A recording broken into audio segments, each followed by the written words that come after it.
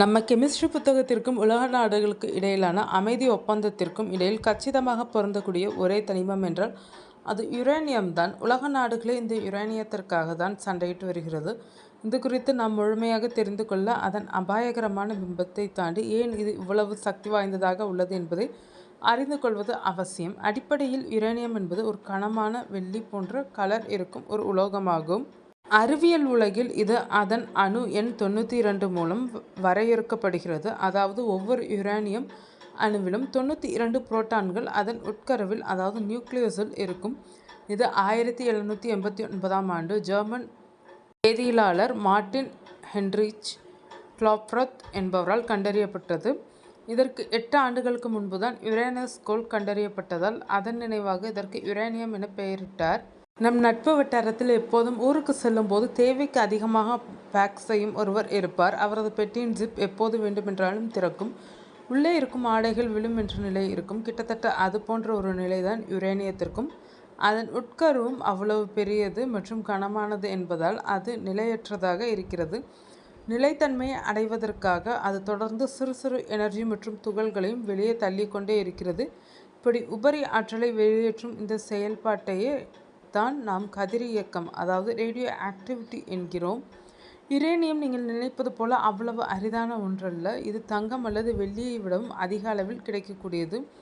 மண், பாறை மற்றும் நீரிலும் கூட இது கிடைக்கும். ஆனால் அதன் செறிவுத்தன்மை குறைவாக இருக்கும். சர்வதேச அளவில் பார்க்கும்போது Kazakhstan, Canada, Australia, Namibia, Russia நாடுகளில் யுரேனியம் அதிகம் கிடைக்கும்.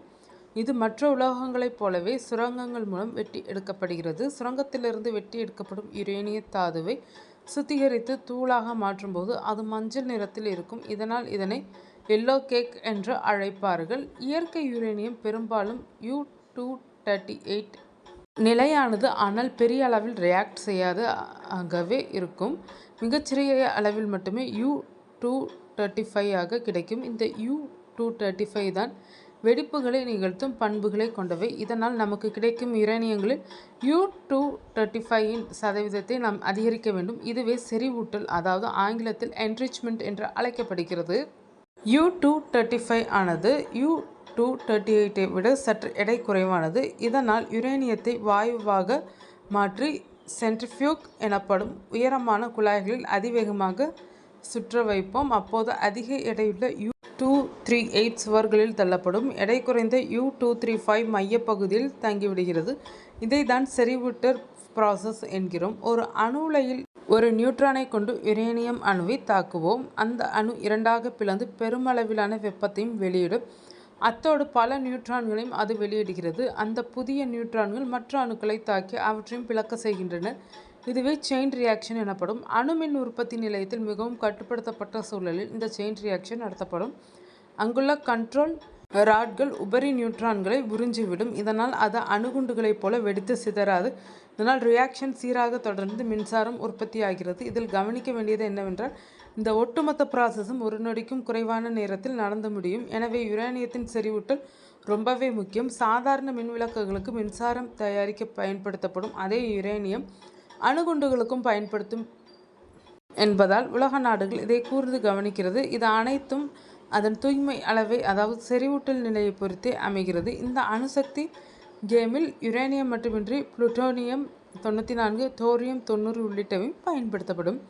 யுரேனியம் என்பது ஒரு நாட்டின் அதிகாரத்தின் ஆதாரம். ஒரு நாடு யுரேனியத்தையும் அதை செறிவூட்டும் திறனையும் பெற்றிருந்தால் அந்த நாட்டிற்கு புவிசார் அரசியலில் ஒரு கண்ட்ரோல் கிடைக்கும். இதன் மூலம் ஓவர் நைட்டில் கூட முக்கிய சக்தியாக மாற முடியும். இருப்பினும் இது தவறான நபர்கள் கைகளுக்கு சென்றால் பேரழிவு ஏற்படும் என்பதற்காகவே இதை கண்காணிக்க IAEA எனப்படும் சர்வதேச அணுசக்தி முகமை உருவாக்கப்பட்டது.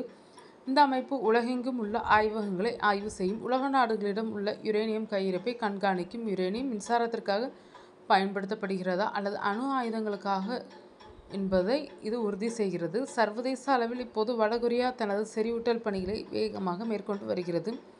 வடகொரியா தனது யோங்பாய் அணுசக்தி நிலையத்தை விரிவுபடுத்தி வருவதாக IAEA கூறுகிறது. தங்களது யுரேனியம் செறிவூட்டும் திறனை அதிகரிப்பதன் மூலம் அணு ஆயுதங்களை உற்பத்தி செய்ய திட்டமிட்டுள்ளனர். இது வடகொரியாவையே ஒரு வெடிமருந்து கிடங்காக மாற்றும் ஆபத்து இருக்கிறது. ஈரானின் நிலைமை இப்போது ஒரு இக்கட்டான நிலையை எட்டியுள்ளது. 2025 மீண்டும் ஐநா தடைகள் விதிக்கப்பட்டதை தொடர்ந்து இஸ்ஃபஹான் மற்றும் ஃபோர்டோ போன்ற முக்கிய இடங்களுக்கு சர்வதேச ஆய்வாளர்கள் செல்வதை ஈரான் தடுத்துள்ளனர். ஈரானிடம் 60% வரை செறிவூட்டப்பட்ட யுரேனியம் உள்ளதாக கூறப்படுகிறது.